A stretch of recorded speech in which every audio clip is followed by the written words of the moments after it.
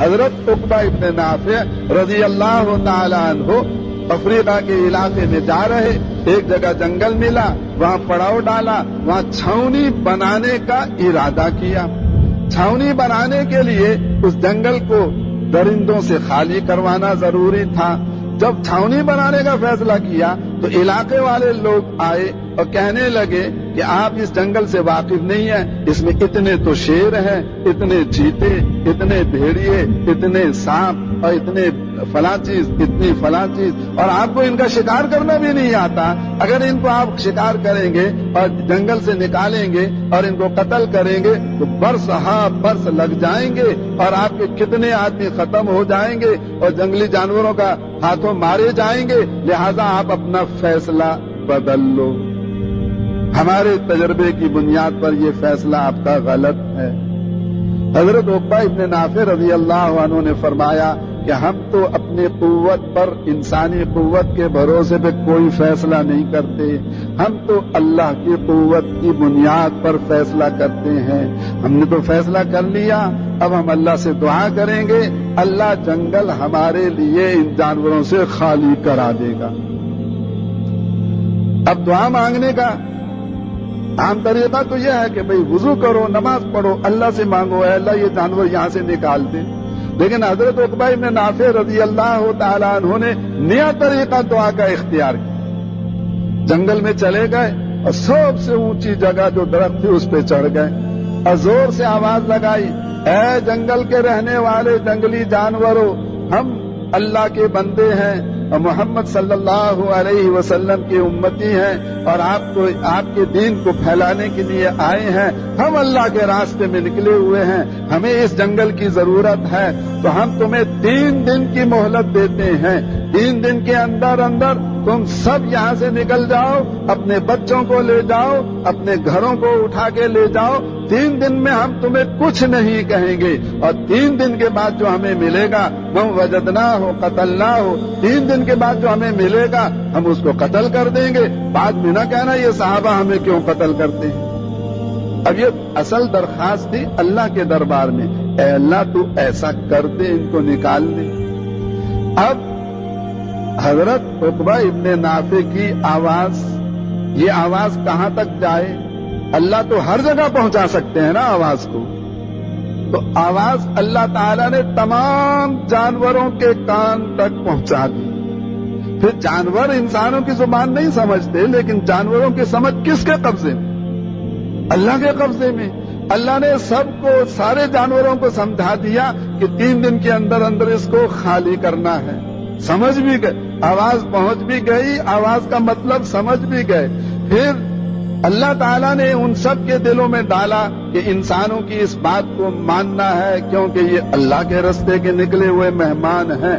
بس اب شیر بھی اپنے بچے لے کے جا رہا ہے، بھیڑیا بھی جا رہا ہے، چیتا بھی جا رہا ہے، اور جو ہے اور لومڑی بھی جا رہی ہے، جتنے سانپ ہیں وہ بھی جا رہے ہیں، بچھو بھی جا رہے ہیں، سارے جنگلی جانوروں نے 3 دن کے اندر اندر جنگل خالی کر دیا، ایک بھی جانور باقی نہیں بچا۔ اور ہمارا کیا ہوتا ہے؟ بھائی ہر گھر میں چوہے ہوتے ہیں کہ نہیں ہوتے؟ ساری عمر لڑائی رہتی ہے چوہوں سے، کبھی گولیاں چوہا مار گولیاں لے کر آتے ہیں، کبھی پنجرا بناتے ہیں، کبھی وہ کھڑکی لگاتے ہیں، آپ لوگ کیا کہتے ہیں اس کو، وہ جو ایک دم بولتی ہے چوہا پھنس جاتا ہے اس کے بیچ میں، کبھی کیا لگاتے ہیں، کبھی کیا کرتے ہیں۔ چوہے ہمارے گھر سے چوہے نہیں نکل کے دیتے، اور صحابہ کرام کے لیے جنگلی جانور 3 دن میں سارا جنگل خالی کر دیتے ہیں، کیونکہ اللہ نے جنگلی جانوروں کو صحابہ کے لیے مسخر کیا ہوا تھا۔ ان کی انفرادی ضرورتیں بھی دعا سے پوری ہوتی تھی، ان کی اجتماعی ضرورتیں بھی دعا سے پوری ہوتی تھی۔ حضرت انس بن مالک رضی اللہ تعالی عنہ کے پاس ان کے باغ کا مالی آیا اور کہنے لگا کہ جی بارشیں رک گئی ہیں، باغ آپ کا سوکھ رہا ہے، پتے گر رہے ہیں، پھل خشک ہو رہا ہے، بڑی مشکل آ پڑی ہے۔ فرمایا اچھا بارش کی ضرورت ہے، چلو ابھی اللہ سے درخواست کرتے ہیں۔ وضو کا پانی منگایا اور وضو کیا، اندر جا کر 2 رکعت نماز پڑھی۔ تو جیسے ہم بٹن نیچے کرتے ہیں ہمیں یقین ہے کہ بلب جل جائے گا، انہیں بھی یقین تھا کہ نماز پڑھتے ہی اللہ سے مانگنے پر بادل آ جائے گا۔ माली से कहा जाकर देखो कि वो बादल आया कि नहीं आया आसमान में। माली ने कहा जी कोई नहीं आया। फिर 2 रकत नमाज पढ़ी। अब जाकर देखो, अब मैंने दोबारा मांगा है, अब है कोई बादल नहीं आया। तीसरी मर्तबा फिर नमाज पढ़ी, दुआ मांगी। अब जाकर देखो, अब माली ने आकर कहा कि जी थोड़ा सा परिंदे के पर के बराबर बादल आ गया है। कहने का भाई ऐसा ऐसा बढ़ता जाएगा, नमाज पढ़ते रहे, मांगते रहे नमाज, यहाँ तक कि बादल आ गया, बरसना शुरू हो गया, बारिश हो गई, जल थल हर जगह पानी ही पानी। लेकिन बाग का माली कहता है एक अजीब बात मैंने देखी कि मैं घोड़े पे बैठा, देखूं बारिश कहाँ कहाँ हुई है, तो जहां तक हजरत अनस की जमीन थी बारिश भी वहीं तक थी, और जहां जमीन खत्म वहां बारिश भी खत्म। तो इनफिरादी मसाइल भी दुआ से हल होते थे, क्योंकि सहाबा किराम इबादत में भी नंबर 1 थे, और अल्लाह की खिलाफत में भी नंबर 1 थे, अल्लाह की दावत में भी नंबर 1 थे। और मेरे भाइयों और दोस्तों और बुजुर्गों, आज मुसलमानों ने अल्लाह की इबादत को छोड़ दिया। 1.25 करोड़ का शहर है, कितने होंगे नमाजी भाई? 5%, 10%, कितने होंगे? कितने होंगे नमाजी? नमाजी ज्यादा है, बेनमाज ज्यादा है? ये बेनमाज 60%, 70%, 80%, 10-15% होंगे जो नमाज पढ़ने वाले। कोई मस्जिद कराची में ऐसी, एक मुफ्ती साहब कराची के तशरीफ लाए थे और बातें होती रही, मैंने कहा जी कोई कराची में ऐसी मस्जिद भी है जहां 100% महल्ला नमाजी हो? जी भाई ऐसी मस्जिद तो कोई भी नहीं कराची में। तो मैंने कहा जब ज्यादा तादाद बेनमाजियों की और थोड़ी तादाद नमाज वालों की, तो बेनमाजियों की नहूसत तो ज्यादा हुई, सारे महल्ले नहूसत वाले हो गए।